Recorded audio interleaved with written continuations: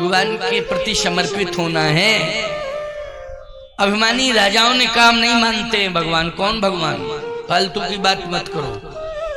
तो फिर यहां आए क्यों? धनुष तोड़ने के लिए आए हैं और जनक की बेटी सीता से विवाह करने आए। कहा धनुष तोड़ दोगे तुम?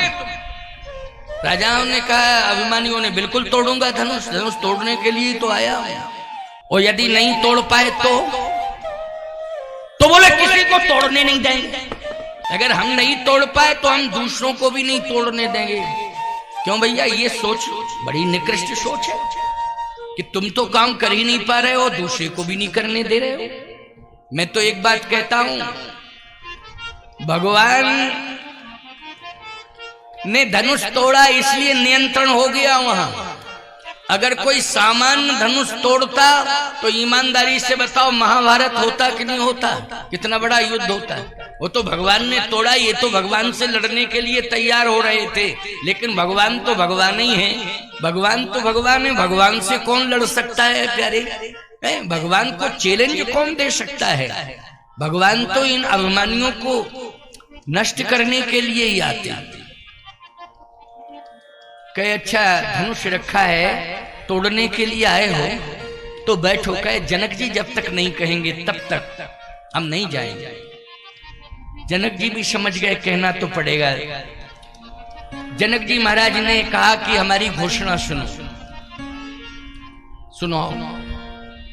सो पुरारी को दंड कठोरा, राज समाज आज जोई तोरा।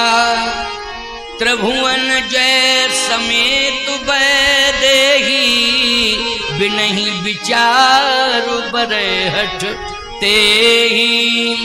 अच्छा इधर बंदी जनों से भी कहला दिया कि जाओ पास में जाकर के कहो। बंदी जनों से कहा जाओ पास में जाके कह दो, बोले बंदी वचन वर सुनहु सकल महिपाल। सुनो, सावधान होकर सुनो। सुनो, जनक जी की घोषणा है। क्या घोषणा है जनक जी की? सुनाओ। धनुष के पास मत जाना। राजाओं ने कहा ये घोषणा नहीं है जनक की। जनक की तो ये घोषणा है कि जो धनुष को तोड़े उसी के साथ विवाह। ये ऊटपटांग भाषा क्यों बोल रहे हो? क्या जनक ने ऐसा कहा है? अब जनक जी ने धीरे से इशारा किया, नहीं नहीं मैंने तो ये नहीं कहा है।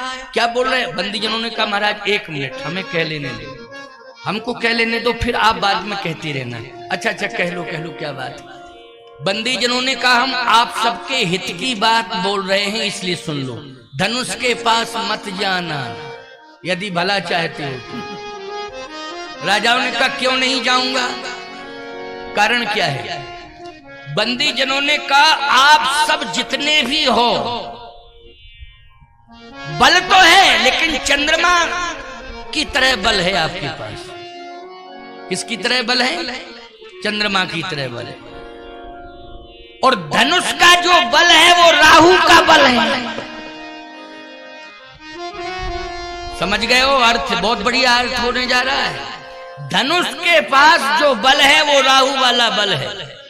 धनुष राहु का बल रखता है और आप चंद्रमा का बल रखते हो। अब आप ही बताओ, राहु चंद्रमा के पास जाता है कि चंद्रमा राहु के पास जाता है? ये बताओ नियम क्या है? बोलो भाई, तुम लोग भी नियम जानते हो। हमेशा राहु चंद्रमा के पास जाता है ना। ग्रहण होता है चंद्र ग्रहण, तो ग्रसने के लिए कौन जाता है? राहु जाता है चंद्रमा के पास। तो राहु बैठा हुआ है, आप सब चंद्रमा हो, स्वयं जा रहे हो, दिमाग खराब है क्या? बात तो सही कही, बहुत सही बात कही। आप कहो रामायण का प्रमाण बताओ, कोई रामायण का प्रमाण। रामायण ही का बता रहा हूं। नृप भुज बल विधु, विधु मानी चंद्रमा। विधु किसे कहते हैं? चंद्रमा को कहते हैं। नृप भुज बल विधु। और धनुष क्या है? बोले शिव धनु राहु। बोलो रामायण में लिखा है तभी तो बोल रहा हूं मैं, अपनी तरफ से कोई बात नहीं कहता हूं, मानस का ही प्रमाण देता हूं तभी कोई बात कहता हूं। क्योंकि रामायण को मैंने पढ़ा है ना। तुम तो पढ़ते कम हो, सुनते ज्यादा हो, है ना। हम पढ़ते हैं पहले बचपन से ही। पूरा जीवन रामायण की कथा कहते कहते निकाल दिया। आज भी जितना बचा है रामायण कहने में ही निकल रहा है। एक दिन की भी फुर्सत नहीं है, एक दिन की भी फुर्सत नहीं है प्यारे। बस रामायण कहते कहते प्रतिदिन व्यतीत हो जाता है। यात्रा में हूं तो रामायण पढ़ता हूं और मंच पर पहुंचता हूं तो रामायण कहता हूं। रामायण में जीवन। नृप भुज बल विधु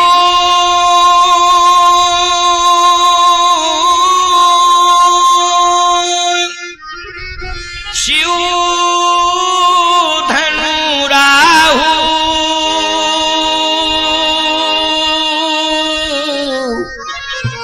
गरु कठोर विदित सबकाहु। नृप भुज बल विधु शिव धनु राहु गरु कठोर विदित सबकाहु। राहु है ये धनुष, आप चंद्रमा हो। चंद्रमा का धर्म कहता है कि वो अपनी जगह रहे, और यदि जाएगा और राहु के पास जाएगा तो क्या विडंबना होगी? कल्पना करो, विडंबना हो जाएगी, मत जाओ। लेकिन जो अनादिकाल से शीतलता प्रदान कर रहा है रात्रि में, वो चंद्रमा तो राहु के पास नहीं गया, लेकिन ये त्रेता में जो राजा चंद्रमा बन करके आए हैं, ये राहु के पास स्वयं चल के आए, जा रहे हैं। बोलो जा रहे हैं कि नहीं? फिर कहां जाना चाहिए? कहा अगर ये राजा चंद्र हैं तो इनको रामचंद्र से मिलना चाहिए। क्यों भाई? ये राजा क्या है? चंद्र हैं। अगर तो इनको कहां जाना चाहिए? बोलो भाई, राम के पास जाना चाहिए। जब चंद्र राम के पास पहुंच जाएगा तो दोनों को मिला के रामचंद्र हो जाएगा। प्यारे, रामचंद्र होना का तात्पर्य समझते हो? साक्षात ईश्वरत्व प्राप्त करना। लेकिन ये रामचंद्र, ये चंद्र राम के पास तो नहीं गए। वो चंद्र जो शीतलता देता है, चंद्रमा, बोलो वो राम से जुड़ गया तो बोलो राम के नाम के साथ चंद्र का भी नाम लिया जाता है कि नहीं लिया जाता है? पूरा नाम क्या लेते हो? सियावर रामचंद्र की, रामचंद्र भगवान की। रामचंद्र, देखो चंद्र राम से जुड़ गया तो याद रखना राम के साथ चंद्र का नाम लिया जाता है। चंद्र कृष्ण से जुड़ गया तो कृष्ण के साथ बोलिए कृष्ण चंद्र भगवान की। क्यों भाई? कृष्ण से जुड़ा तो कृष्ण चंद्र हो गया, राम से जुड़ा चंद्र तो रामचंद्र हो गया। बोलो हो गया कि नहीं हो गया? इसलिए ये राजा अभिमानी है। अभिमानी जुड़ना नहीं चाहता है भगवान से। वो क्या करना चाहता है उसके ऊपर तो ग्रहण पड़ेगा ही पड़ेगा। अभिमानियों के ऊपर ही ग्रहण पड़ता है, याद रखना। ऐसा ग्रहण पड़ता है, सबसे बड़ा अभिमानी था, ऐसा डोज दिया उसको भगवान ने, इतना खतरनाक ग्रहण पड़ा कि रहा न कोकुल रोवन। अवन इतना बड़ा अभिमानी लेकिन रहा न कोकुल रोवन हारा। सबसे बड़ा ग्रहण पड़ा कि नहीं पड़ा? बोलो। उबर नहीं पाया वो, उबर कोई दीपक जलाने वाला नहीं, पूरा कुल नष्ट हो गया। विभीषण बच गया क्योंकि भगवान की शरण में पहुंच गया। विभीषण क्यों बच गया? क्योंकि वो कहां पहुंच गया? भगवान की शरण में पहुंच गया, इसलिए बच गया। बाकी सब साफ हो गए। अभिमानियों का यही होता है। और ये राजा भटमानी अतिशय मन माखे, भटमानी अतिशय मन, ये अतिशय अभिमानी हैं। ये जितने राजा हैं, बल की बात कर रहे हैं, ये सब अभिमानी हैं। वो अभिमानी ये धनुष के पास जाना चाहते हैं तो भगवान भी कहते हैं कि तुम जाओ, कोई दिक्कत नहीं है, जाओ। अच्छा, भगवान इस बात को जानते हैं कि अभिमानी कितनी भी ताकत क्यों न लगा ले, लेकिन वो बिगाड़ कुछ नहीं सकता है। और याद रखना, अभिमानी ने वरण तो नहीं कर पाया था लेकिन हरण किया था सीता जी का। बोलो किया था? वरण तो नहीं कर पाया लेकिन हरण किया था। और हरण इसलिए किया था कि अपने मरण का इंतजाम कर रहा था। सीता हरण का तात्पर्य है अपने मरण का इंतजाम। बोलो तो हरण से ही उसका मरण हुआ है।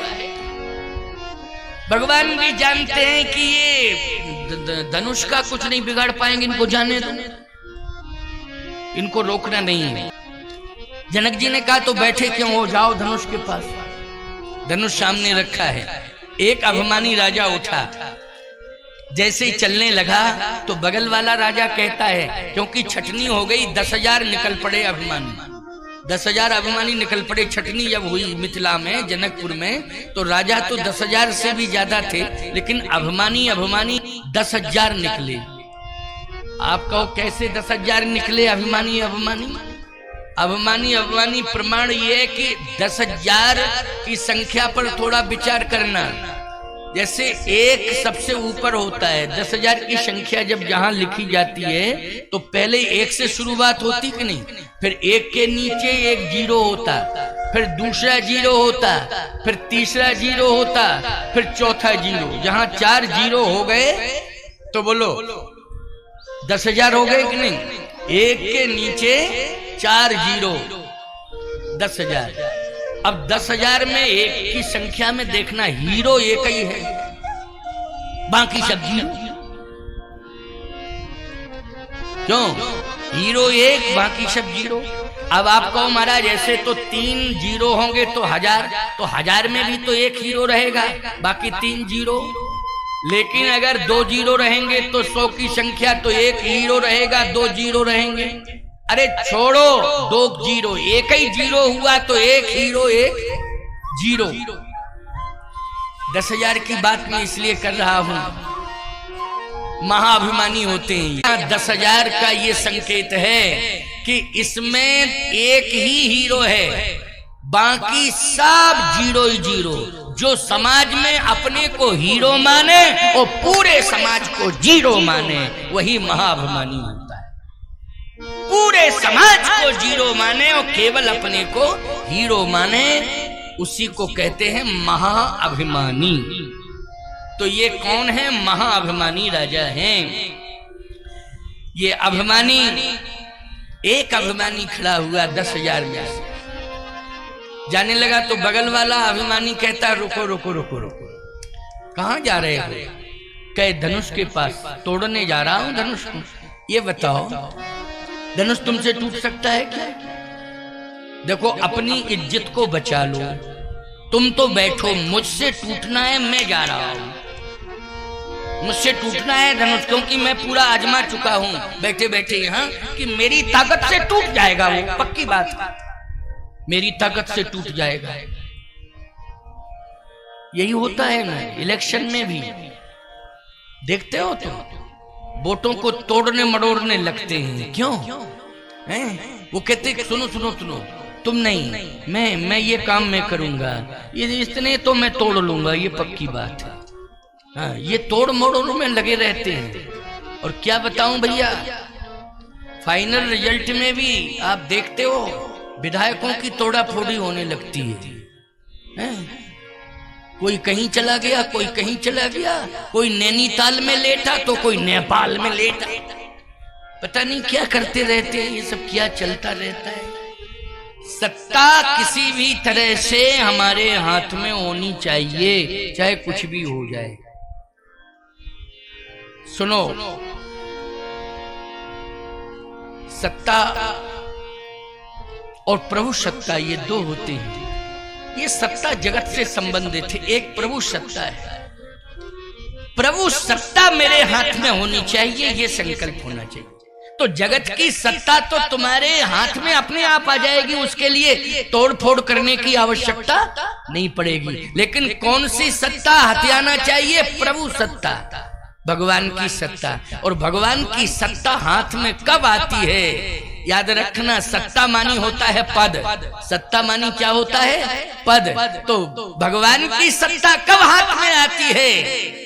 जब हमारा सिर भगवान के पद में समर्पित हो जाता है, तो भगवान की सत्ता हमारे हाथ में आ जाती है। हमारा सिर भगवान के पादार बिंदों में समर्पित हो जाए, भगवान के पद में। तो बोलो भाई, जितने पद होंगे संसार के हमारे हाथ में अपने आप आ जाएंगे, तोड़ फड़ोड़ करने की कोई आवश्यकता नहीं पड़ेगी, सहज में ही। जैसे जिम सुख संपत्ति बिनई बुलाए, धर्मशील पही जाए सुहाए। धर्मवान शीलवान बन जाओ तो अपने आप संपत्ति आ जाएगी, प्रयास नहीं करना पड़ेगा। कैसे आएगी? बोले भगवान अपने आप कृपा करके भेज देंगे। तुम्हें धर्मवान बनना है, शीलवान बनना है, इसलिए धर्मवान बनो, भगवान के पद में अपना सिर रख दो, तो जितने पद होंगे वो प्रयास नहीं करना पड़ेगा, अपने आप आ जाएंगे, तोड़ फोड़ की कोई जरूरत नहीं पड़ेगी। फिर कौन करेगा? बोले प्रभु सत्ता यदि हाथ में आ गई तो जगत की सत्ता कहीं जाने वाली नहीं है। आज उस राजा ने कहा कि नहीं नहीं, मुझसे टूटना है, तुम बैठो। उसने कहा देखो, मुझे चांस मिलना था, इसलिए प्रथम पंक्ति में मुझे बिठाला गया, और नंबर से कार्य हो रहा है, इसलिए पहला नंबर मेरा है, तो भाग्य मेरा ही चमक रहा है, मैं ही तोड़ूंगा, तू चुप कर। फालतू की बात क्यों करता है? धनुष को देख रहा है, जा रहा है। जैसे ही धनुष के पास पहुंचा, छूने की कोशिश की तो एकदम पसीना निकल गया, पैर कांपने लगे। पावर था ना, करंट। जब करंट को कोई पहलवान छुएगा तो क्या कुश्ती लड़ेगा? जरा बता दो। बिजली में करंट, बिजली के तार में करंट हो, और किसी पहलवान से कहना जो बहुत जबरदस्त पहलवान हो देश का, जिसको राष्ट्र चैंपियन कहते रहे, विश्व चैंपियन से कहना, इससे जरा कुश्ती लड़ो, कितना टाइम लगेगा? बोलो भाई। इतना पावर था उस धनुष में, जैसे ही छूने की कोशिश की तो पसीना निकला और पैर कांपने लगे। उसने कहा ओहो हो, इसका मतलब यह है कि मौत आई थी लेकिन बच गए, आई थी मौत लेकिन बच गए। चलो बगल वाला मर जावे, इसको जरूर प्रेरणा देंगे कि तुम चले जाओ, तुम्हारे कारण ही हमने नहीं छुआ है धनुष को, नहीं, मूड बदल गया वहां, लेकिन ये बचे नहीं। बोलो यही कंडीशन आज समाज की चल रही कि नहीं? हम बचे, बगल वाला मरे, ये स्थिति है। सोच गलत है, याद रखना, सोच अगर गलत है तो अस्तित्व समाप्त हो जाएगा, क्योंकि सोच गलत है, अस्तित्व सुरक्षित नहीं रहेगा, अस्तित्व मिट जाएगा, कोई नहीं बचा पाएगा अस्तित्व को। इसलिए सोच बदलने की जरूरत है, विचार बदलने की जरूरत है। सबके प्रति हमारा अच्छा विचार होना चाहिए, सबके प्रति हमारी अच्छी सोच होनी चाहिए, सबके प्रति हमारी अच्छी सोच होनी चाहिए। आज उस राजा ने कहा कि मैं तो बच गया, लेकिन ये बगल वाला ना बचे, इसको सबक मिल जाए। इसलिए मैं जरूर कहूंगा कि तेरे कारण मैंने नहीं तोड़ा भैया, तू तो जल्दी जा तोड़ दे, तुझे चांस देना था, हैं? इसलिए मैंने जो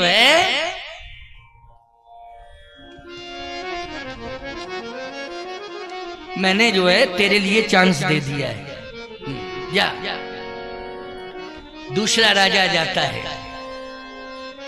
देख रहा है पहला वाला राजा की होता क्या है। उसने भी सोचा कि जैसे इसने दूर से छूने की कोशिश की थी, वैसे हम भी दूर से ही छूने। और वास्तव में जैसे ही उसने दूर से ऐसे हाथ बढ़ाया और छूने की कोशिश की, तो वही हाल उसका भी हुआ। पसीना आया, करंट सा लगा, पैर, हाथ पैर कपने लगे सब।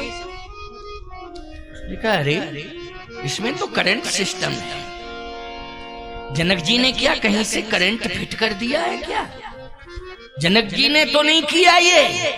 ईमानदारी के साथ बताओ, जनक जी ने नहीं किया ये पावर किसके द्वारा मिला है? बोले ये पावर शिव जी के द्वारा मिला है। धनुष को जो पावर मिला है वो शिव जी के द्वारा पावर मिला है, याद रखना। प्रमाण क्या है कि शिव जी के द्वारा मिला है पावर? प्रमाण दे रहा हूं, बोले जगए न शंभु सरासन कैसे, जगए न शंभु सरासन कैसे, जगए न शंभु सरासन कैसे, जगए न शंभु सरासन कैसे, कामी बचन सती मन जैसे, कामी बचन सती मन जैसे, कामी बचन सती मन जैसे, कामी बचन सती मन जैसे, जगए न शंभु सरासन कैसे, जगए न शंभु सरासन कैसे। ये शंभु सरासन भगवान शिव का ये धनुष है और भगवान शिव स्वयं इस पर विराजमान है। बोलो है विराजमान की नहीं? अच्छा, शिव जी के पास एक पावर है, तीसरा नेत्र। करंट क्या करता है? जला देता है कि नहीं? क्यों भाई? करंट अगर आपको पकड़ लिया या आपने उसको पकड़ लिया तो वो क्या करता है? जलाता है। शंकर जी के मस्तक में तीसरा नेत्र जो है उसमें अग्नि का वास है। तीसरा नेत्र अगर खुलता है तो सामने वाला जल के खाक हो जाता है। बोलो भाई, जारे काम महेश। शंकर जी ने तीसरा नेत्र खोला था तो कामदेव जल के भस्म हो गया था ना। इसलिए ध्यान से सुनना, समझने की कोशिश करना। ये जो धनुष के पास पावर है ये भगवान शिव का पावर है। भगवान शिव बैठे हुए हैं धनुष के पास। राजा लोग तो कांप रहे हैं, सबके साथ यही हाल होता है। जनक जी खड़े हो गए। जनक जी जब खड़े हुए तो कहने लगे राजाओं से, तजहु आस निज निज ग्रह जाहू, तजहु आस निज निज ग्रह जाहू,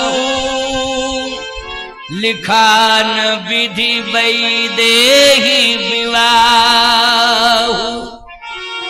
खड़े क्यों हो? कांप रहे हो? जाओ अपने अपने घर, अपने अपने घर जाओ। राजाओं ने कहा घर तो नहीं जाएंगे, तो यहां क्या करोगे? राजाओं ने कहा यहीं बैठूंगा, जब तक धनुष यज्ञ की कार्रवाई समाप्त नहीं हो जाएगी तब तक मैं नहीं जाऊंगा। क्यों नहीं जाओगे? इसलिए कि मैं ये देखना चाहता हूं कि अब धनुष तोड़ता कौन है, तोड़ता कौन। तुम्हें क्या मतलब है? जब तुम तोड़ नहीं पाए तो तुम्हें क्या मतलब? जब तुम तोड़ ही नहीं पाए तो तुम्हें क्या मतलब?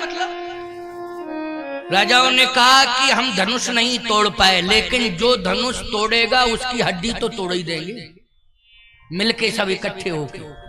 इतना पावर तो है ही हमारे अंदर।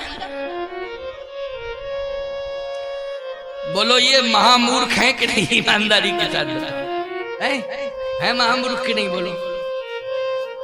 केवल झगड़ा करने के लिए बैठे हुए हैं कि झगड़ा करेंगे हम, उससे युद्ध करेंगे जो धनुष तोड़ेगा।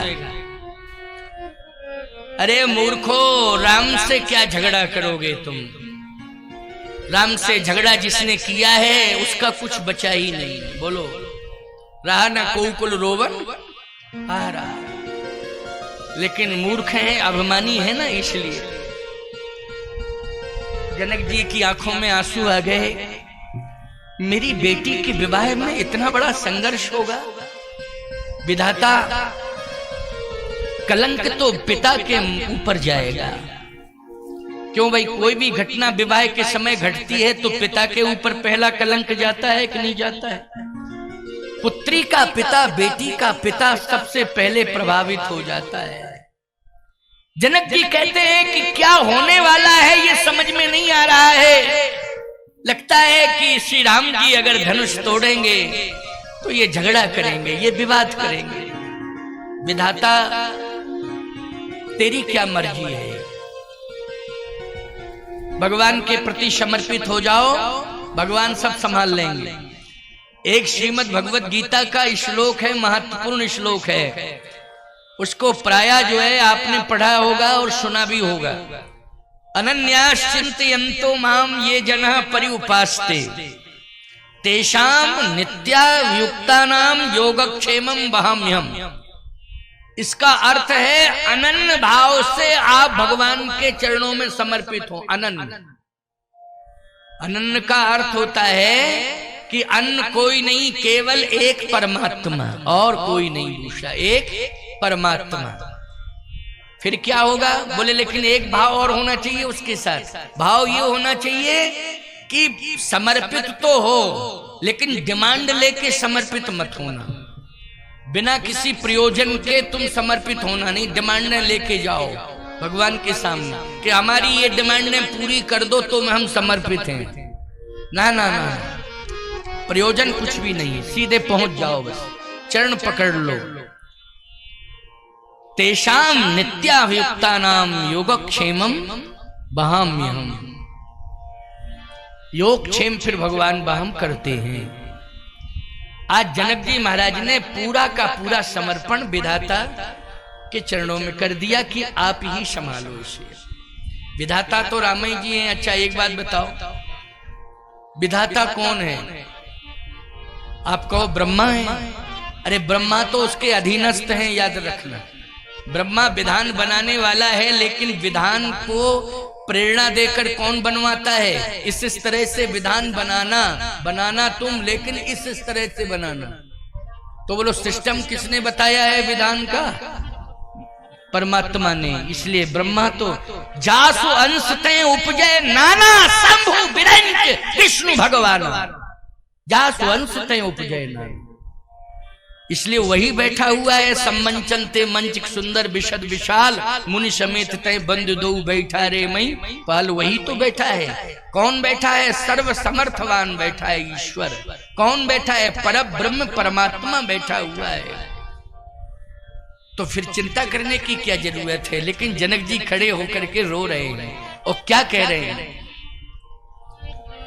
अब जन को माखे भटमानी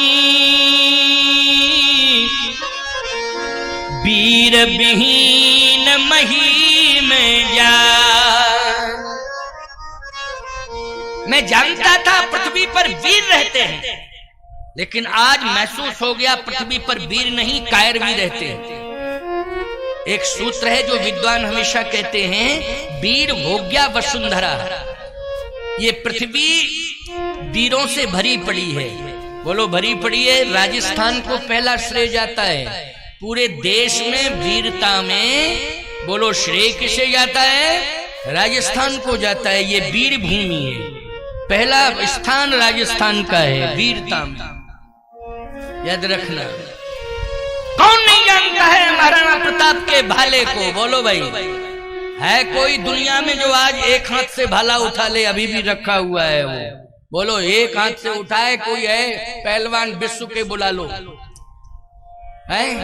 और वो उठाते ही नहीं थे, वो तो फेंकते भी थे। बोलो फेंकते थे कि नहीं फेंकते थे? कितने प्रमाण दे दूं आपको। ये सतियों की भूमि है राजस्थान, ये वीरों की भूमि है राजस्थान, और ये संतों की भूमि है राजस्थान।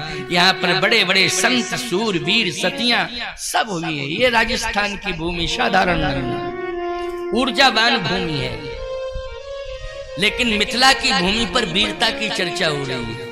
बोलो कौन सी भूमि पर चर्चा हो रही है? मिथिला की भूमि मानी जनकपुर की भूमि। जनकपुर की भूमि पर जनकपुर का राजा कह रहा है, अब जन को माखे भटमानी वीर विहीन मही में जानी। सावधान, वीरों के भी वीर बैठे हैं प्रभु राम। बोलो बैठे हैं कि नहीं? आज भौगोलिक दृष्टि से राजस्थान है, लेकिन पहले तो आर्यावर्त था। बोलो था कि नहीं था? ये इस पर पूरा अधिकार, पूरे ब्रह्मांड पर अधिकार किसका है? जो बैठे हैं प्रभु राम उन्हीं का है। तो बोलो ये भूमि भी जो वीरों की भूमि आज कही जाती वो भी उन्हीं की है कि नहीं? बोलो वही तो बैठे हुए हैं, वही बैठे हैं। यहाँ के वीरों को भी वीरता का आशीर्वाद देने वाले प्रभु राम, यहाँ संतों को जन्म देने वाले प्रभु राम, यहाँ सतियों को सतित्व देने वाले प्रभु राम, इसलिए वही बैठे हुए हैं मिथिला की भूमि पर। तो याद रखना पक्ष तो तुम्हारा ही है। बोलो है कि नहीं? पक्ष तुम्हारा ही है। लेकिन जनक जी क्या कह रहे हैं? अब जन को माखे भटमानी, वीर विहीन मही में जानी।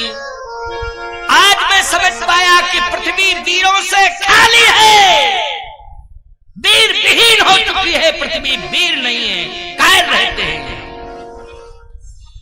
क्यों भैया? जहां पर वीर बैठा हो वो बर्दाश्त कहां करेगा?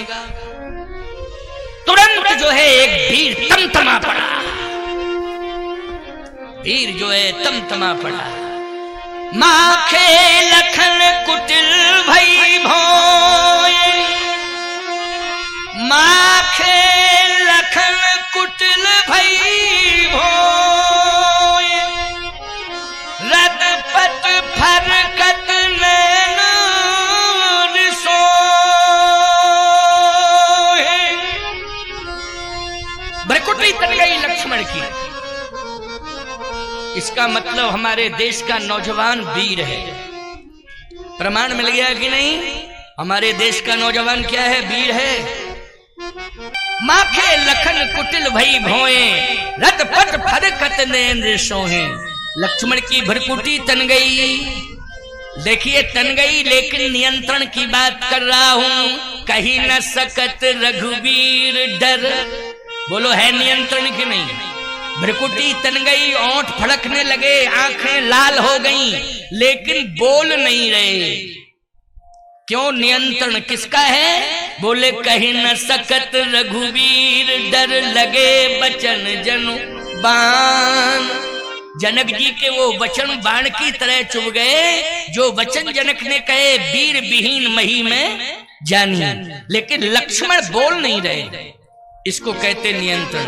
मर्यादा की शिक्षा पूरी दुनिया को लेना चाहिए कि जहां पर अपने से बड़े लोग बैठे हों वहां अपने आप नहीं बोलना चाहिए। जब तक अनुमति ना मिल जाए तब तक बोलना नहीं चाहिए। इसलिए कहता हूं ये रामायण जो है घर घर में आधा घंटे तो पढ़ी जानी चाहिए प्रतिदिन। 1 घंटे का टाइम नहीं तो आधा घंटे तो रामायण को पढ़ो ही पढ़ो। उसका अर्थ भी नीचे दिया है। ऐसा नहीं कि केवल छंद सोरठा चौपाइयां हैं, बहुत सुंदर अर्थ दिया गया है। इसलिए आप सबको घर घर में रामायण रखनी चाहिए और पढ़नी भी चाहिए। और बच्चों को तो इतनी अच्छी सुविधा है कि मोबाइल ही में सर्च कर लो रामायण, तो रामायण रखने की जरूरत नहीं, पूरी रामायण मोबाइल में भरी पड़ी है। बोलो भाई, लेकिन क्या बतावे, दुरुपयोग कर रहे हो ना। वैसे तो दुनिया की खबरें और पता नहीं क्या क्या सर्च करते रहते हो, लेकिन रामायण को सर्च नहीं करते हो, ये गलतियां हो रही हैं। मोबाइल का सदुपयोग करो, संसार की बातों को ज्यादा महत्व मत दो, क्योंकि संसार की बातें जितनी भी होंगी उसमें वो सारी बातें आपका संतुलन बिगाड़ेंगी संसार की। लेकिन जो रामचरितमानस में आध्यात्मिक रिकॉर्ड है उस रिकॉर्ड को निकालिए और उसका अवलोकन करिए, फिर देखिए आप में कितनी बड़ी शक्ति, कितना बड़ा सामर्थ्य आपके अंदर आ जाए। याद रखना, ये सदुपयोग करना सीखो। मोबाइल का दुरुपयोग ज्यादा हो रहा है, सदुपयोग कम हो रहा है। अब सदुपयोग ज्यादा हो, दुरुपयोग कम हो, इसलिए परिवर्तन करने की जरूरत है। मोबाइल का विरोध नहीं है, लेकिन उसके दुरुपयोग का विरोध है। किसका विरोध है? दुरुपयोग का विरोध है, मोबाइल का विरोध नहीं है। ये संचार की क्रांति है, 1 सेकंड में सूचना पहुंच जाती है, आफत आसमान की बात जानकारियां मिल जाती हैं। लेकिन अब दुरुपयोग करो उसका तो याद रखना इसी मोबाइल से आफत भी मोल ली जाती है। हाँ, समझ गए हो? मोल, आफत भी मोल ली जाती है इसी मोबाइल से। कितने लोग फंस गए बोलो फंस गए कि नहीं? कितने लोग फंस गए, कितने लोग फांसी पर टंग गए इसी मोबाइल के कारण। इसलिए इसका सदुपयोग करिए, बस इतना कहना पर्याप्त है। क्योंकि शिक्षा की क्रांति में हम इस आविष्कार का विरोध नहीं कर पाएंगे, लेकिन इसका दुरुपयोग करोगे तो हम प्रबल विरोध करेंगे, प्रबल विरोध करेंगे। ये राम जी की कृपा से सुलभ हुआ है सत्संग, इसलिए विवेक जागृत हो रहा है। लक्ष्मण जी का विवेक जागृत है। क्यों? रात्रि में सत्संग सुन के आए हैं, रात्रि में सत्संग सुन के आए हैं लक्ष्मण, इसलिए विवेक जागृत है। आपको कहाँ हुआ था सत्संग? जनकपुर में हुआ था। कहते कथा इतिहास पुरानी और रुचि रजनी जुग जाम सरानी। कहत कथा इतिहास पुरानी और रुचि रजनी जुग जाम रानी। विश्वामित्र जी कथा सुना रहे थे, राम लक्ष्मण दोनों कथा सुन रहे थे। तो बोलो भाई, जब कथा सुन के विवेक जागृत हो गया है तो बोलो भाई, जोश में होश रहेगा कि नहीं रहेगा? क्यों भाई, होश रहेगा कि नहीं रहेगा जोश में? आपका लक्ष्मण जी को होश है? हाँ होश है।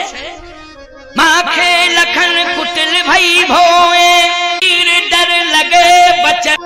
बड़े भैया बगल में बैठे हैं, जब तक वो आज्ञा नहीं देंगे तब तक मैं बोलूंगा नहीं, यही है होश। बोलो ये होश है कि नहीं? बड़े भाई की आज्ञा मिलेगी तब बोलूंगा। ऐसा ही होश घर घर में होना चाहिए। एक बहू आई, दीवाल को देख के पागल हो गई। सास ने कहा क्या बात है? मम्मी, गाय दीवाल के ऊपर कैसे चढ़ी, फिर गोबर कैसे किया इसने? वो दीवाल में गोबर लगा हुआ था ना, दीवाल में लगा देते ना गांव में, क्यों? सुखाने के लिए, उसको लीपने के लिए। तो गाय कैसे चढ़ी होगी, कैसे गोबर लगाया? मम्मी जरा बताओ। अब बताओ भाई, पढ़ी लिखी है, तुझे इतना ज्ञान नहीं, अनुभव की बात थी। गाय को चढ़ने की क्या जरूरत है उस पर? हैं? उसने कहा कि हमको तुम ध्यान से देखना, मैं किस तरह से। उसने गोबर को लिया हाथ में और इस तरह से दीवाल के ऊपर करने, ऐसे पहुंचा और ऐसे मार दिया। बोले देखो ऐसे लग गया है ना, ऐसे लग गया, इस तरह से लगा, इस तरह से चिपक गया उसमें। तो कहने का तात्पर्य मेरा ये है कि पुस्तकीय ज्ञान अलग बात है, इसलिए बूढ़ों का आदर करना सीखो। चाहे जितने बड़े वैज्ञानिक तुम बन जाओ और चाहे जितने बड़े इंजीनियर तुम बन जाओ, डॉक्टर बन जाओ, कलेक्टर बन जाओ, लेकिन जब तक तुम बूढ़ों से नहीं जुड़ोगे तब तक विवेक जागृत नहीं होगा प्यारे। क्या नहीं होगा? विवेक जागृत नहीं होगा। इसलिए विवेक जागृति के लिए हमें वृद्धों को अपने साथ जोड़ना होगा, अपने साथ जोड़ना होगा, उनसे जुड़ना होगा। इसलिए मैं कहता हूं, हमेशा इस बात को कहता हूं, कोई भी IAS हो, अगर मेरी सभा में, क्योंकि आजकल तो सोशल मीडिया सबके पास पहुंच रही है, कोई जरूरी नहीं है कि कलेक्टर को यहाँ बुलाया जाए। कलेक्टर मोबाइल में सर्च करके कोलायत का सत्संग बीकानेर में बैठे बैठे सुन सकता है। बोलो सुन सकता है, टेबल पर ही सुन लेगा, उससे जरूरत ही नहीं है आने की। तो ये संदेश मैं सभी को देता रहता हूँ कि वृद्धों के अनुभव से जुड़ते रहना है, इनके अनुभव को नकारने की जरूरत नहीं है, इनसे जुड़े रहो। तो आज लक्ष्मण सत्संग से जुड़े थे ना, रात्रि में ही तो सत्संग सुन के आए थे, विवेक जागृत था। जनक जी की बात सुन करके माखे लखन कुटिल भई भोए रटपट फरकत नयन रिसो हैं। लेकिन उसी समय देख रहे हैं कि गुरुजी भी बैठे हैं और बड़े भैया राम भी बैठे हैं। इसलिए कहीं न सकत रघुवीर, डर लगे बचन जनुबान। भगवान राम ने कहा इधर आओ, लक्ष्मण इधर आओ। ये होंठ फड़क रहे हैं, आंखें लाल हो गई, कुछ कहना चाहते हो क्या? आपकी आज्ञा मिल जाए तो बोलूं। भगवान राम ने कहा अच्छा मेरी आज्ञा है लेकिन थोड़ा बोलना, मेरी आज्ञा है लेकिन थोड़ा बोलना। अब देखो लक्ष्मण जी बोल कैसे रहे, शुरुआत कैसे की बोलने की। आजकल बोलने की शुरुआत कोई तेज स्वरों में बोलता है ना, चैलेंज वाली भाषा में, तो दोनों हाथ रखता है कमर पर ऐसे और फिर बोलता है, ये उसका बोलने का तरीका है। या फिर उंगली ऐसे करता है, क्यों भाई? ये तरीका है बोलने का। या तो दोनों हाथ और गर्दन टेढ़ी करेगा और फिर बोलेगा, और या फिर ऐसे बोलेगा, तुम जानते नहीं हो, समझते नहीं हो, कोई ज्ञान नहीं है, तुम कुछ नहीं जानते हो, ऐसे बार बार करेगा। ये दोष है। लक्ष्मण ऐसे नहीं बोले, लक्ष्मण ऐसे नहीं बोले। लक्ष्मण बोले कैसे, ये सुन लो, पढ़ लो रामायण और सुन लो रामायण। कैसे बोले? महिमा तो प्रताप भगवान, यहां से शुरुआत हो रही है बोलने की। लक्ष्मण जी ने दोनों हाथ भगवान के चरण पर रख दिए, पकड़ लिया चरण। भगवान के चरण को पूरी सभा के मध्य, पूरी जनकपुर की सभा बैठी है, राजा भी बैठे हुए हैं, देवता भी बैठे हुए, महात्मा भी बैठे हैं, पूरे समाज के समक्ष लक्ष्मण ने बोलने के पहले चरण पकड़े। बोलो भाई, ये तरीका है कि नहीं? ये सम्मान का तरीका है। महिमा तो प्रताप भगवान, आपके बल पर बोल रहा हूं, अपने बल पर नहीं बोल रहा हूं। किसके बल पर? आपके बल पर बोल रहा हूं। ये पंखे चल रहे हैं, ये कहें कि हम अगर न चलते होते तो न तो स्वामी जी आप कथा कह पाते, ना ये श्रोता सुन पाते, सब भाग जाते। हमारी बदौलत ये कथा सुन रहे, और लाइट कहे हम जा रहे, तो फिर क्या करेंगे ये बोलो भाई? तो लाइट का बल जुड़ गया कि नहीं जुड़ गया? उसमें लाइट एक पावर है, लेकिन परमात्मा से बड़ा पावर किसी में नहीं है। बोलो भाई, सबसे बड़ा पावर संसार का कौन है? बोलो भाई, ईश्वर है। इसलिए ईश्वर सबसे बड़ा पावर है, उसका ध्यान हमें हर संभव रहना चाहिए। इसलिए लक्ष्मण जी सबसे बड़ा पावर मानते हैं प्रभु राम को, इसलिए चरण पकड़ लिए और पूरे समाज के मध्य कहा, महिमा तो प्रताप भगवान, का बाप रो पिनाक पुराण। यदि आपकी आज्ञा मिल जाए तो, हाँ तो क्या करोगे? लक्ष्मण जी ने कहा, यदि सरकार प्रभु मेरे नाथ आपकी आज्ञा मिल जाए तो महिमा तो प्रताप भगवान, का बाप रो पिनाक पुराण, कमल लाल जिम चाप चढ़ावो, जो जन सत प्रमाण ले धावो, तोड़ो छत्रक दंड जिम तो प्रताप बलना। छत्रक दंड की तरह मैं धनुष को तोड़ दूंगा। उठाने की बात तो ऐसे उठा लूंगा, ऐसे उठा लूंगा। गेंद को, हल्की गेंद को कैसे उठाया जाता है? अरे ये धनुष की बात छोड़ो, मैं कंदुक गेंद की तरह पृथ्वी को ही उठा लूंगा। ये धनुष की तो बातें ही छोड़ो। अच्छा, धनुष किसके ऊपर रखा है? जल्दी बोलो। पृथ्वी के ऊपर रखा है। और कंदुक की ब्रह्मांड उठावा, पृथ्वी की बात छोड़ो, ब्रह्मांड ही उठा लूंगा पूरा। लेकिन ऐसे नहीं, महिमा तो प्रताप आपके बल पर, आपके कारण। इसका मतलब श्रेय किसे जा रहा है? जल्दी बोलो। श्रेय भगवान को जा रहा है कि नहीं जा रहा है? श्रेय पूरा पूरा भगवान को। बोल तो रहे हैं लक्ष्मण, लेकिन श्रेय किसे दे रहे हैं? अपने को श्रेय नहीं ले रहे हैं, बड़े भैया राम को श्रेय आपके द्वारा। तोड़ो छत्रक दंड जिम तो प्रताप बलनाथ।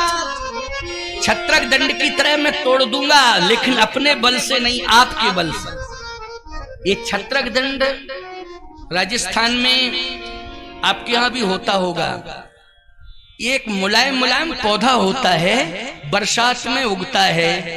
जहां पर आपने देखा होगा मिट्टी विट्टी होती है खेतों में, वहां पर वो छत्ते की तरह तन जाता है। मुलायम होता है, सफेद होता है और छत्ता तन जाता है। इतना हल्का होता है कि हवा का झोंका भी बर्दाश्त नहीं कर पाता है। अब उसको पता नहीं तुम्हारे क्षेत्र में क्या कहते हैं, लेकिन वो छत्रक दंड, चलो रामायण की भाषा, हमारी तुम्हारी सबकी भाषा, रामायण की भाषा है छत्रक दंड, यानी मुलायम से मुलायम, मुलायम से भी मुलायम एक पौधा होता है, छत्ता तन जाता है, व्हाइट कलर का होता है, जरा सा हवा का झोंका लगता है तो वो टूट जाता है। इस तरह से मैं इसे उठा लूंगा और तोड़ भी दूंगा, छत्रक दंड की तरह।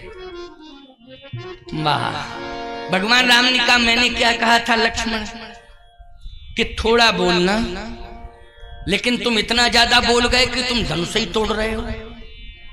और लक्ष्मण अगर तुम धनुष तोड़ दोगे तो तुम्हें ये पता है कि सीता जी के पिताजी ने क्या प्रतिज्ञा की है? सीता जी के पिताजी की ये प्रतिज्ञा है कि जो धनुष को तोड़ेगा सो पुरारी को दंड कठोरा, राज समाज आज जो ही तोड़ा, त्रिभुवन जय समेत बैदेही बिनहि विचार बरय हट। जो धनुष तोड़ेगा उसी के साथ बेटी का विवाह कर दूंगा, जो धनुष तोड़ेगा उसी के साथ विवाह करूंगा। तो जब सीता जी के पिता ने ये प्रतिज्ञा कर ली है तो प्रतिज्ञा तो वो पूरी करेंगे, तुम धनुष तोड़ोगे तो होगा क्या? बोलो। लक्ष्मण जी बोले भैया लेकिन एक निवेदन सुन लो मेरा। क्या? मैं धनुष को तोड़ रहा हूं लेकिन आपके बल पर तोड़ रहा हूं, लेकिन एक शब्द मैंने बोला है शायद आपने सुना नहीं। भगवान राम बोले मैंने तो नहीं सुना। क्या इसी में तो रहस्य पूरा पूरा? क्या? कांचे घट जिमदारो फोरी कच्चे घड़े की तरह। इसका अर्थ जानते हो क्या होता है? ऐसा भी लिखा जा सकता था पाके घट जिमदारों फोरी, पक्के घड़े की तरह। नहीं, कच्चे घड़े की तरह तोड़ने का अर्थ है कि कच्चा घड़ा टूटने के बाद दोबारा बन सकता है। कुम्हार चाहे कुंभकार जो बनाते हैं ना घड़े, वो कुंभकार अगर चाहे तो सही बात आपको बता रहा हूं, कच्चा घड़ा टूटे फिर उसमें पानी डालो, फिर उसको गीला करके मिला के फिर बनाया जा सकता है कि नहीं? बोलो भाई।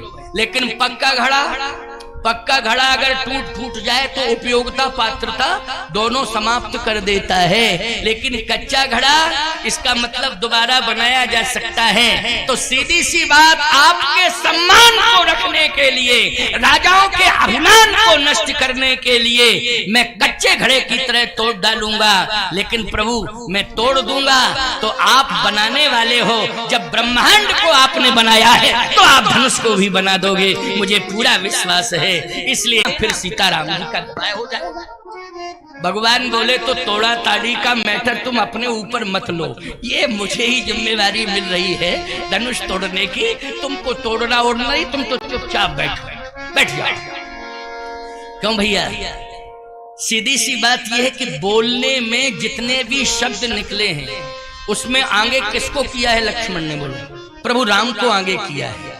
जबकि उम्र क्या है? 15 साल की उम्र है, लेकिन सत्संग का कितना बड़ा प्रभाव है कि एक एक शब्द बोल रहे हैं लेकिन उसमें अपने प्रभु को आगे कर रहे हैं। इसलिए बोलने का जो तरीका मिलता है ना, सीखने का तरीका, बोलने का तरीका, वो सत्संग से मिलता है। इसलिए एक घड़ी आधी घड़ी आधियों में पुनियाद, तुलसी संगत साधु की हरे कोटि अपराध। ये बोलने का तरीका आप सबको मिल रहा है, बच्चों को मिल रहा है। और मैं कहता हूं बूढ़ों को क्या मिल रहा है? बूढ़ों को परमात्मा तक पहुंचने का रास्ता मिल रहा है। बोलो।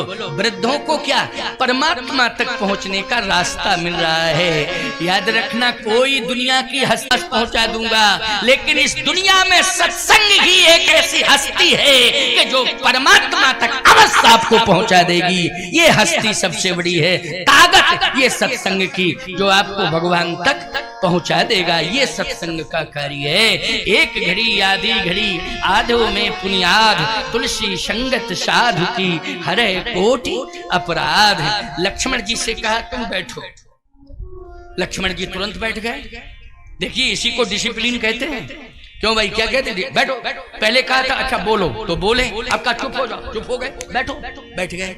बोलो। रिमोट का नियंत्रण होना चाहिए, ऐसे ही सभा की मर्यादा होनी चाहिए, समाज परिवार की यही मर्यादा होनी चाहिए। इसी को सुरक्षित करने के लिए आत्मा की आवाज निकाल रहा हूं, हृदय से बोल रहा हूं। ये केवल हमारी जिह्वा के शब्द नहीं है, अंतःकरण के शब्द हैं। हृदय से बोल रहा हूं। परिवर्तन होना चाहिए, परिवर्तन होना चाहिए। नित्य प्रति परमात्मा से प्रार्थना ही इसके लिए करता हूं। लक्ष्मण बैठ गए चुपचाप।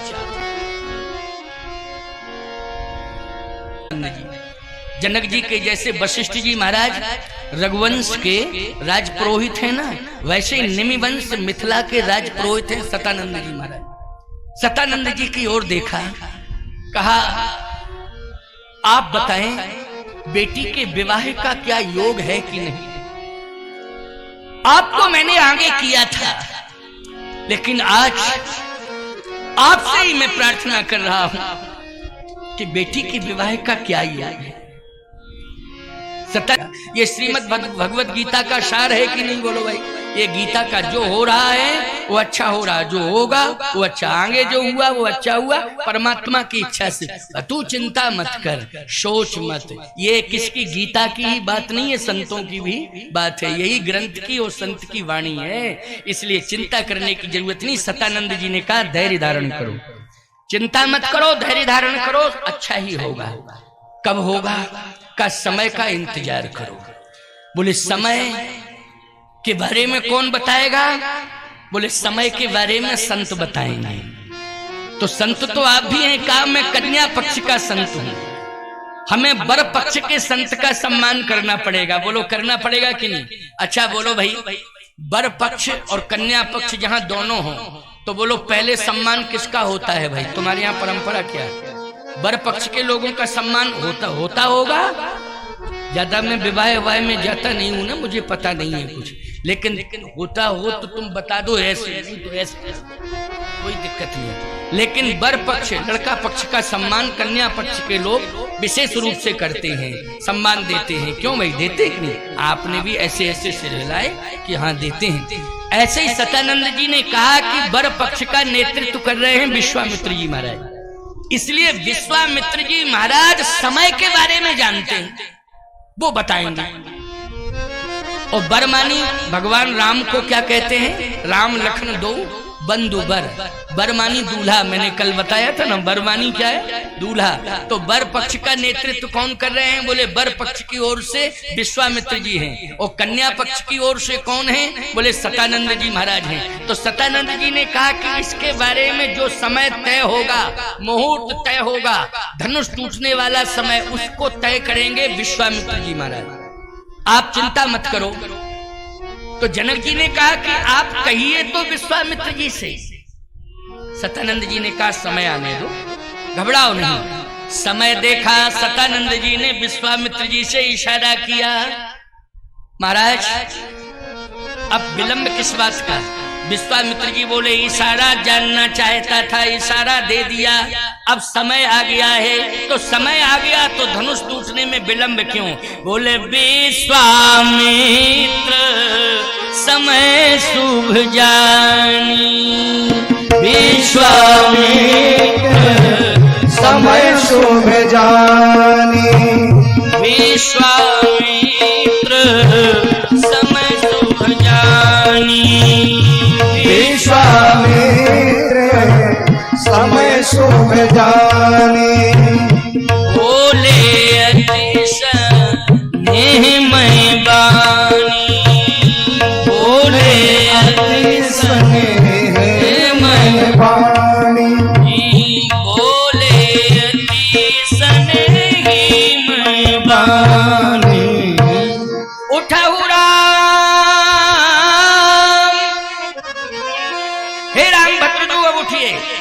अब बैठने का समय नहीं है, उठने का समय आ गया। राम जी उठ गए। देखो गुरुजी ने कहा तभी उठे कि नहीं उठे। वो आजकल कोई बोलता नहीं है, वो नौजवान बार बार उठता रहता है, अपने मन से जाने क्या क्या प्रतिक्रियाएं करने लगता है। नहीं नहीं, बड़ों का आदर करना सीखो। जब तक विश्वामित्र जी महाराज ने इशारा नहीं किया तब तक राम जी उठे नहीं। लक्ष्मण जी को राम जी ने जब तक इशारा नहीं किया तब तक लक्ष्मण जी भी नहीं उठे। और राम जी ने जब बैठने के लिए कहा लक्ष्मण से तो लक्ष्मण बैठ गए, और विश्वामित्र जी ने जब राम जी से उठने के लिए कहा तो उठ के खड़े हो गए। उठे हो राम भंजो भव चापा,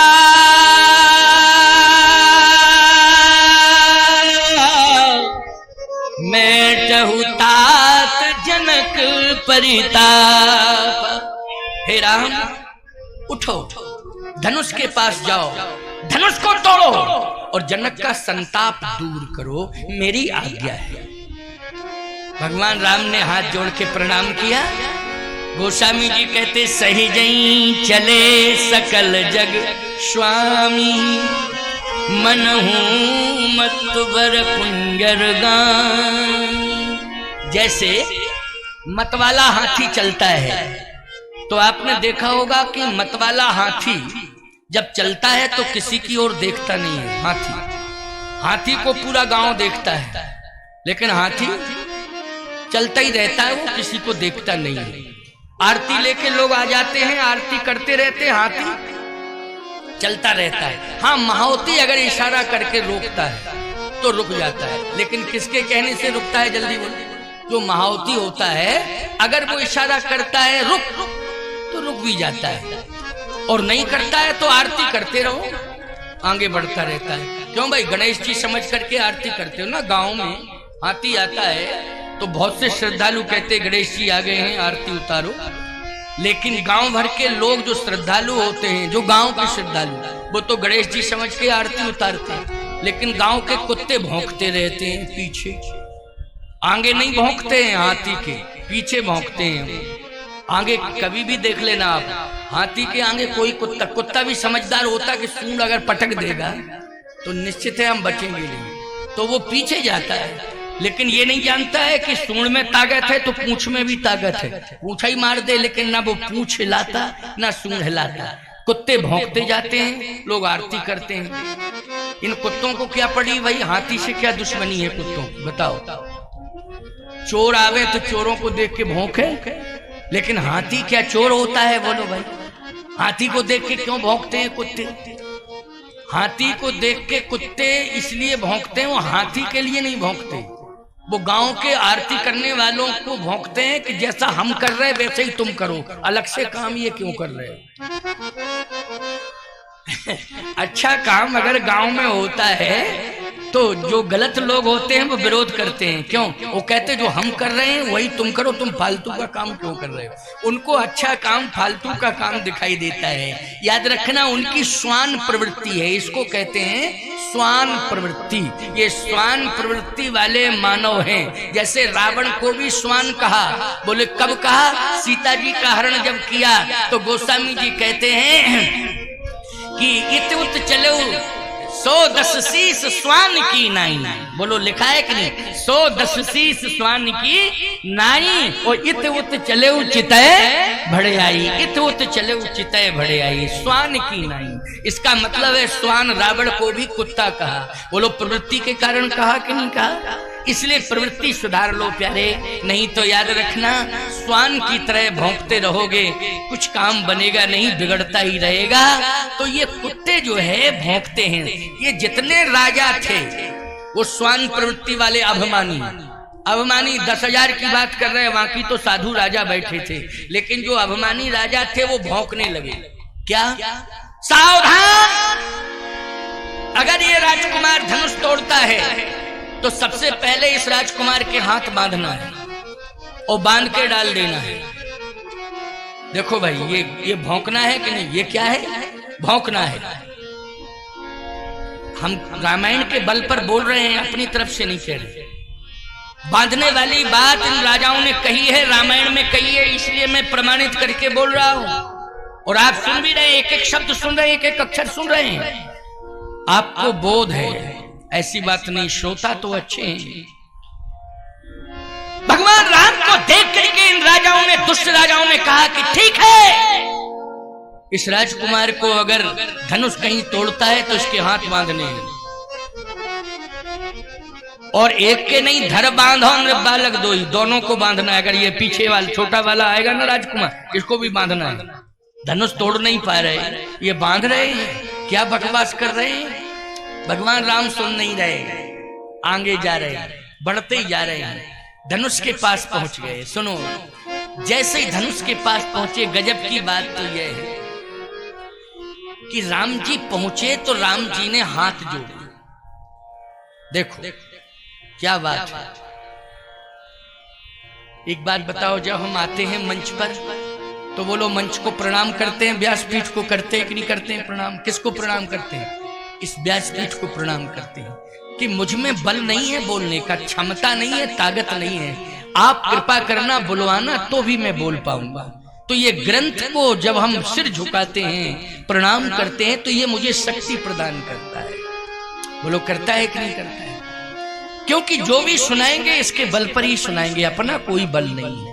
इसलिए सबसे पहले आप भले ही मुझे प्रणाम करते हो, लेकिन मैं आकर के सबसे पहले ग्रंथ को, इस पीठ को प्रणाम करता हूं कि आप मुझे शक्ति सामर्थ्य देना, तभी मैं बोल पाऊंगा। राम जी धनुष के पास पहुंच गए तो ये नहीं कहा कि मुझ में इतनी ताकत है अब तुम बच नहीं पाओगे, अब तुम टूटने ही वाले हो।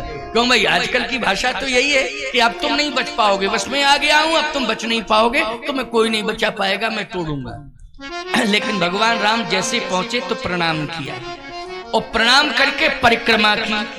प्रमाण क्या है? गीतावली में लिखा है, कवितावली में लिखा है, दाहिन दियो पिनाक तो समिट के भयो मनाक।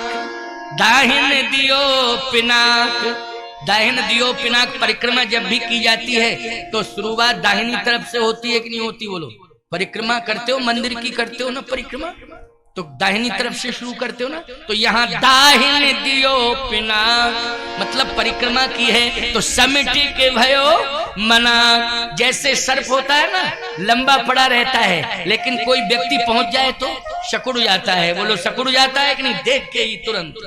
ऐसे ही ये लंबा लंबा था धनुष, लेकिन भगवान ने जैसे ही दाहिनी परिक्रमा की तो छोटा हो गया। राजाओं ने कहा हम लोग ताकत से लगे रहे हो एक एक करके, और 10,000 भूप सहस 10 एक ही 12 लगे, 58 टरई न तारा। 10,000 राजा एक साथ लग गए, लेकिन फिर भी ये धनुष हिला नहीं। लेकिन ये 15 साल का राजकुमार देख करके धनुष छोटा हो गया। दूसरा राजा बोला जादू टोना करता है, ये तुम्हें पता नहीं है, ये बड़ा चमत्कारी है, जादू टोना करने वाला है, ये इसके अंदर क्षमता है। देखो ये जादू टोना कुछ ऐसा कर दिया, जादू के कारण ये छोटा हो गया। एक राजा खड़े होकर धनुष के पास जाता, कहता सुनिए, छोटे हो गए हो कोई बात नहीं, लेकिन टूटना नहीं तो ये समझ लेना चाहे जितना जादू टोना करके तोड़ डाले, लेकिन जो तोड़ेगा उसको हम सभी राजा पनिशमेंट देंगे। वो इतना खतरनाक पनिशमेंट देंगे कि हम राजाओं पर जादू टोना नहीं चलेगा, धनुष तेरे ऊपर चल जाएगा, हम राजाओं के ऊपर नहीं चल सकता है। भगवान ने देखा ही नहीं, राजाओं की सुना ही नहीं, क्या बकवास कर रहे हैं। देखो अपना काम करो, बकवास करने वालों की बात ज्यादा सुना मत करो, और सुना करो तो इस कान से सुना करो, इससे निकाल दिया करो। और यदि कहीं तुम उनकी बातों में फंस गए तो याद रखना तुम्हारी प्रगति रुक जाएगी, सम्मान भी खतरे में पड़ जाएगा, और तुम्हारे बीच में एक अवरोध पैदा हो जाएगा। समझ गए हो कि? इसलिए फालतू के लोगों की बातों पर ज्यादा ध्यान नहीं देना चाहिए। ये सत्संग तुम्हें प्रेरणा दे रहा है। ये जितने विरोधी तत्व हैं ये फालतू की बातें करते हैं, उनका स्वभाव बन गया है। अच्छा एक बात बताओ, ओले पड़ते हैं ना, ओले, ये ओले क्यों पड़ते हैं? ये स्वयं नष्ट होने के लिए तो पड़ते ही, लेकिन दूसरों को पहले नष्ट करते फिर नष्ट होते हैं साथ ही हैं। पर अकाज लग तन पर हरई जिम हिम उपल कृषि दल गरई, रामचरितमानस में लिखा है ना। ये दुष्ट इसी तरह से होते हैं, ये अपना ही नष्ट होते हैं, दूसरे को भी नष्ट कर देते हैं, ये इनकी प्रवृत्ति होती। इसलिए भगवान राम ने क्या देखा कि ये छोटा हो गया, तो भगवान कहते हैं नहीं नहीं आप घबराना नहीं, मैं आपको तोड़ने के लिए आया हूं, वैसे मेरा काम है जोड़ने का। भगवान ने ये कहा है मेरा काम जोड़ने का है, मैं तोड़ता नहीं हूं, लेकिन आज गुरुदेव की आज्ञा है इसलिए मैं तोड़ूंगा, क्योंकि गुरु आज्ञा सर्वोपरि है। बोलो है ना, गुरु आज्ञा क्या है? सर्वोपरि है। गुरु आज्ञा के कारण मुझे तोड़ना पड़ेगा, लेकिन एक विश्वास दिलाता मैं तोड़ूंगा। तो ये समझ लेना कि तोड़ने की क्षमता जिसके अंदर है वो कौन है, पहले ये समझना, क्योंकि तुम्हें अनुभव है। और जब ये समझ में आ जाएगा कि तोड़ने वाला कौन है, तो ये भी समझ लेना कि तोड़ने वाले में इतनी ताकत है कि जहां से आया है वहां भेज देगा। मैं बैकुंठ से आया हूं ना, तोड़ने के बाद तुझे बैकुंठ भेज दूंगा।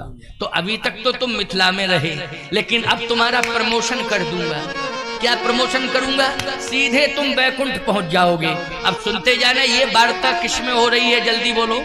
ये वार्ता हो रही है भगवान राम में और धनुष में कि अभी तक मिथिला में रहे हो, लेकिन अब मैं तोड़ के तुम्हें वैकुंठ में पहुंचा दूंगा। तो जैसे मिथिला में तुम रहे सामान्य स्थान पर रहे हो मिथिला में, वैकुंठ में विशेष स्थान पर रहो। अब धनुष क्या कहता है? धनुष कहता है एक बात बताओ प्रभु, वैकुंठ छोड़ के आप आए कि नहीं? भगवान ने कहा वैकुंठ छोड़ के आए। मुझे तो ऐसा लगता है कि आपने अगर वैकुंठ छोड़ दिया है तो वैकुंठ की अब कोई महिमा नहीं रही। और मैं ये मानता हूं कि जहां पर आप खड़े हैं मिथिला में, मिथिला की महिमा और बढ़ गई वैकुंठ से भी ज्यादा। बात बहुत अच्छी है कि नहीं? क्यों भाई, बात तो सही है, क्योंकि वैकुंठ छोड़ के आप आए हैं। मैं एक बात बताऊं, आप सिंहासन से प्रेम करते हो कि मुझसे प्रेम करते हो, ये बताओ। सिंहासन रखा था यहीं, मैं आने ही वाला था तो सब चर्चा कर रहे थे ना, महाराज जी कब आएंगे, कितनी देर, बैरियल तो नहीं लग गया, चल पाए कि नहीं चल पाए, पता लगाओ। अरे जब सिंहासन रखा था तो तुम इसी को देखते रहते, लेकिन नहीं, शरीर से तुम्हें प्रेम है कि वाणी सुनना है। क्या वाणी सुनना है? लेकिन हमारी मजबूरी है इस स्थान पर बैठना, क्योंकि ये पीठ का आसन है जो मेरे साथ चलता है, इस पर ही मैं बैठता हूं, बिठाला गया है मुझे। लेकिन आपकी दृष्टि में महत्वपूर्ण है कथा, बोलो है कथा कि नहीं? इसलिए कथा मैं इस पर नहीं भी बैठूंगा, सामान्य रूप से बैठ के कथा सुनाऊंगा, तब भी आप सुनोगे। क्यों भाई, सुनोगे कि नहीं सुनोगे ये बताओ? अगर इस पर बैठ के ना सुनाऊं, इस मंच पर ही सामान्य रूप से आसन डाल के बोलूं, तो सुनोगे कि नहीं सुनोगे? सबने कहा सुनूंगा, कथा से प्रेम है। तो सीधी सी बात यह कि वैकुंठ से प्रेम है कि भगवान से प्रेम है, पहले ये बता। अगर वहां भगवान नहीं है तो तुम वैकुंठ जाओगे क्या? किसके कारण जा रहे हो वैकुंठ? भगवान के कारण तुम वैकुंठ जा रहे हो, इसलिए प्रेम तुम्हें भगवान से है। तो मिथिला में धनुष रखा, कहता है प्रभु प्रेम मुझे वैकुंठ से नहीं है, प्रेम तो आपके चरणार बिंदों से, और आपके चरण चल के यहीं आ गए। तो भगवान ने कहा मैं तोड़ूंगा तो करूं क्या? धनुष कहता वैकुंठ मत भेजना। फिर क्या करना? हे प्रभु आप तोड़ना, लेकिन मुझे दूर मत फेंकना, तोड़ करके अपने चरणों में डाल देना, जिससे आपके चरणों की सन्निधि मुझे मिल जाए, क्योंकि आपके चरणों से मुझे प्रेम है, वैकुंठ से प्रेम नहीं है। अच्छा, मैंने क्या कहा था आपसे कि प्रभु सत्ता से जुड़ जाओगे तो संसार की सत्ता की चिंता नहीं करनी पड़ेगी। प्रभु सत्ता, और प्रभु सत्ता पद को सत्ता कहते हैं, तो प्रभु के पदों में बोलो सत्ता है कि नहीं? और ये पद अगर भक्त को मिल जाए भगवान के, तो बोलो उसकी संसार की सत्ता कहीं टिकती है उसके आगे? कहीं नहीं टिकती है। ईमानदारी से बताओ, राष्ट्रपति भी आज आ जाता है तो वो भी हाथ जोड़ के अभिवादन करता है, सिर झुकाता है, प्रणाम करता है। प्यारे रामनाथ कोविंद जी, पूर्व राष्ट्रपति महामहिम श्री रामनाथ कोविंद जी चित्रकूट आए थे, तो संतों को बुला के प्रणाम किया, उन्होंने सभी दर्शन किया, प्रणाम किया था। याद रखना, राष्ट्रपति थे, इसका मतलब है कि उनके पास राष्ट्र की सत्ता और संतों के पास प्रभु की सत्ता। बोलो, तो राष्ट्र की सत्ता से बड़ी कौन सी सत्ता है? प्रभु सत्ता है। प्रभु सत्ता के आगे झुकना ही पड़ता है। बोलो, झुकना पड़ता है कि नहीं? इसलिए धर्म कहता है कि प्रभु सत्ता पर हम विश्वास रखें। धनुष कहता है नहीं, वैकुंठ नहीं जाना है। फिर तोड़ने के बाद चरणों में डाल देना, बस मैं चरणों की सन्निधि पाना चाहता हूं। भगवान ने कहा आप वास्तव में शरणागति के अधिकारी हो गए। किसके अधिकारी? शरणागति के अधिकारी। तो याद रखना, भगवान जो शरणागति का अधिकारी है, भगवान उसको निश्चित रूप से हाथ बढ़ा के पकड़ते हैं। बोलो, जो शरणागति का अधिकारी है तो भगवान हाथ बढ़ा के क्या करते हैं? पकड़ते हैं। तो धनुष को उठाने के लिए भगवान ने, बोलो, हाथ बढ़ाए कि नहीं बढ़ाए? जैसे हाथ बढ़ाए, धनुष भगवान के हाथ में आ गया। धनुष भगवान के हाथ में आ गया। राजाओं ने कहा सावधान, टूटे आक्रमण शुरू। लक्ष्मण जी ने कहा भैया चिंता मत करो, आप तो निश्चिंत होकर धनुष तोड़ो, इन राजाओं से तो हम ही निपट लेंगे, अकेले ही पर्याप्त हैं, आपको चिंता करने की जरूरत नहीं है। धनुष बाण तैयार किया लक्ष्मण ने कि यहाँ पता नहीं आक्रमण करने लगे। भगवान ने इशारा किया, लक्ष्मण तुम्हें कुछ नहीं करना है, चिंता मत करो, तुम्हें कुछ भी नहीं करना है, आप धनुष तोड़ोगे ये आक्रमण करेंगे। भगवान राम ने कहा कि ये आक्रमण नहीं कर पाएंगे, ये आक्रमण न हमारे ऊपर करेंगे न तुम्हारे ऊपर करेंगे, आप सही में आक्रमण करेंगे, आपस में ही करेंगे आक्रमण।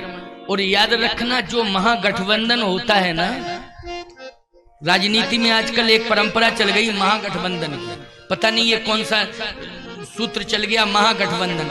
ये महागठबंधन वाले फिर पद के लिए लड़ते हैं, बोलो लड़ते हैं कि नहीं, आपस में इनमें संघर्ष होता है। फिर वो कहते नहीं नहीं ये महत्वपूर्ण पद तो मैं लूंगा, ये मैं लूंगा, ये मैं लूंगा, इस तरह से आपस में लड़ना झगड़ना शुरू हो जाता है। ये महागठबंधन की बात में भगवान ने कहा कि लक्ष्मण ये ना मेरे ऊपर आक्रमण करेंगे ना तेरे ऊपर करेंगे, ये आपस में ही लड़ेंगे, आक्रमण आपस में करेंगे। लक्ष्मण जी ने कहा तो ठीक, और यही हुआ चमत्कार।